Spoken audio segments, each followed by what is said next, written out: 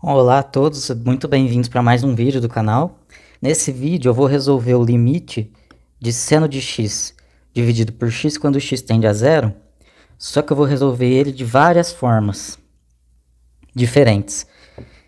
Então esse vídeo ele é muito legal para a gente entender vários métodos para a gente resolver um limite, compreendendo, né, todos os aspectos de uma função.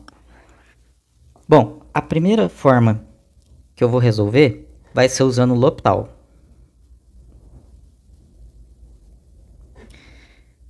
O teorema de L'Hopital diz que o limite de uma função, ou vou escrever, o limite seja f de x dividido por g de x, na nossa função racional, quando x tende a um número qualquer, ele é igual ao limite da derivada de f de x em relação a x dividido pela derivada de g de x em relação a x. Então, esse limite sai facilmente se eu aplicar o teorema de L'Hopital. Eu vou ter que o limite de seno de x dividido por x quando x tende a zero é igual ao limite da derivada do seno, que é o cosseno de x, dividido pela derivada de x, que é 1. Quando x tende a zero, cosseno de zero é igual a 1. Então essa é uma forma que sai muito rápido a resolução do limite. Outra forma que sai fácil é usando série de Taylor. Ou seja, expandir a função seno em série de Taylor, né? A série de Taylor por seno de x é a seguinte. É x menos x ao cubo sobre 3 fatorial, mais x à quinta sobre 5 fatorial, e assim por diante, certo? Vai alternando entre sinal positivo e negativo, e sempre os números ímpares aqui no expoente e na divisão pelo fatorial. Então, se eu dividir tudo por x, né? Eu vou ter que seno de x dividido por x é igual a 1, menos x quadrado dividido por 3 fatorial, mais x à quarta dividido por 5 fatorial, e assim por diante. Como x tende a zero, todos esses termos seguintes aqui eles vão se anulando infinitamente. Sobra quem? Sobra o 1.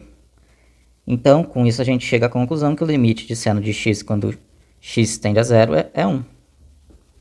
Então, beleza. Série de Taylor também era um jeito que saía bem rápido o limite. Agora eu vou abordar alguns outros métodos que não são tão... que você não pensa assim tão de primeira. Precisa pensar um pouco mais para pensar neles. Bom, um deles, que talvez não seja tão difícil assim, é usar o teorema do sanduíche. Ou, de forma mais formal, o teorema do confronto, né? Mas é o teorema do sanduíche.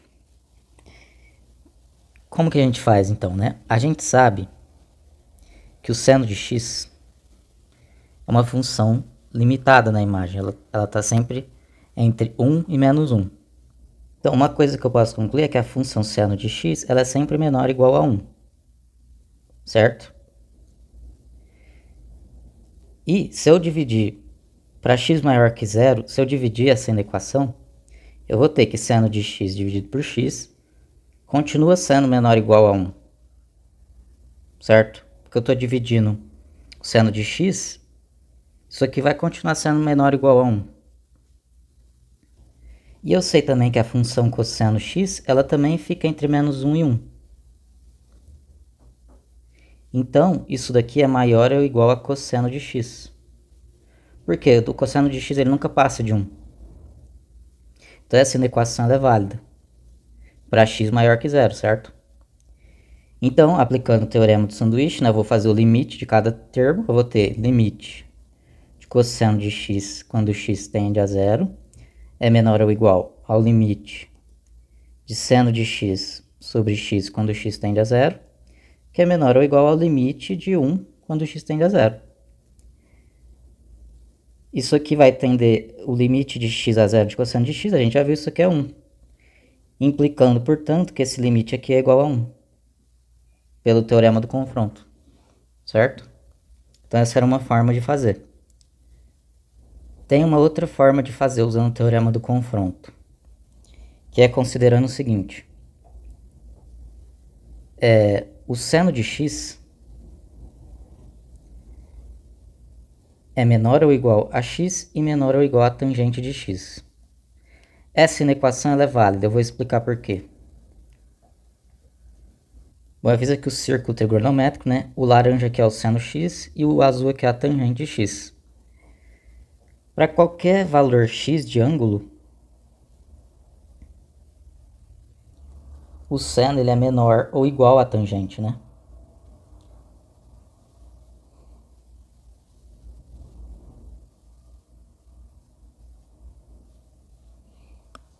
E o x para ângulos pequenos ele é igual ao seno de x. E depois, para ângulos grandes, o x é sempre maior ou igual ao seno de x. Então essa inequação ela é verdadeira. Você aplica o teorema do confronto, né? Divide tudo por x primeiro, né? Então vai ficar para x positivo,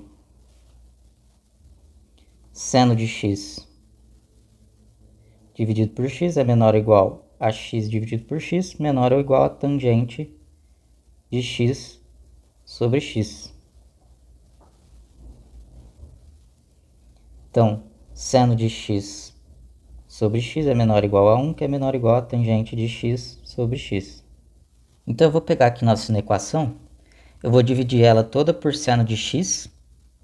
Então, vai ficar seno de x dividido por seno de x é 1, menor ou igual a x sobre seno de x, dividido por seno de x é 1, menor ou igual a x sobre seno de x, menor ou igual a tangente de x sobre seno de x. Tangente de x sobre seno de x é 1 sobre cosseno x. Daí a gente pode inverter a equação. De que forma? Vou fazer assim, ó, 1 é maior ou igual a seno de x sobre x, que é maior ou igual a cosseno de x, beleza? É assim que você faz essa inversão. E aí, aplicando o teorema do confronto, isso aqui tende a 1. Isso aqui tende a 1 também, porque o cosseno de 0 é 1. E pronto. Esse limite vai ser 1 também. Então, essa era uma outra forma de fazer pelo teorema do confronto. Uma outra forma que sai rápido esse limite, que eu esqueci de abordar, é que quando para ângulos pequenos, o seno de x é igual a x. Então, o limite, né, fica seno de x sobre x, mas como x é sempre x para ângulos pequenos, fica o limite de x sobre x, isso é 1. Mas essa é uma explicação um pouco mais limitada, porque eu só estou considerando ângulos pequenos. É possível usar a substituição trigonométrica também. Colocando aqui o limite, ó, dá pra gente usar a substituição trigonométrica. Como? Eu vou fazer que x é igual a tangente de θ. Então, eu vou fazer que x é igual a tangente de θ. Quando o x tende a zero, a tangente de θ também tende a zero. Então, quando o x tende a zero, θ também tende a zero. Então, o limite fica seno da tangente de θ dividido pela tangente de θ quando θ tende a zero. Seno de 0 é 0 e tangente de 0 é 0. Então, isso aqui é uma indeterminação, 0 sobre 0. O que a gente faz aqui? Eu posso multiplicar isso por tangente de θ dividido por θ, porque quando o x tende a 0, θ tende a 0. Isso aqui tende a 0, isso aqui também. Então é como se eu estivesse multiplicando por 1.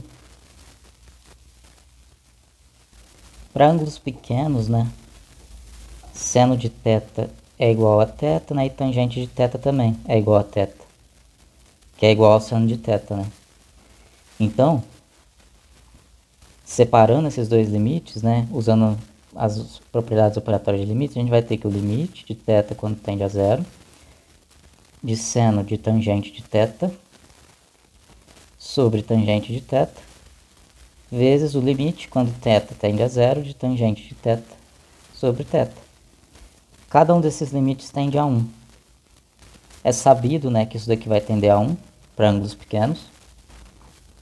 E a mesma coisa para esse cara aqui. Então essa também era uma outra possível forma de você enxergar esse limite.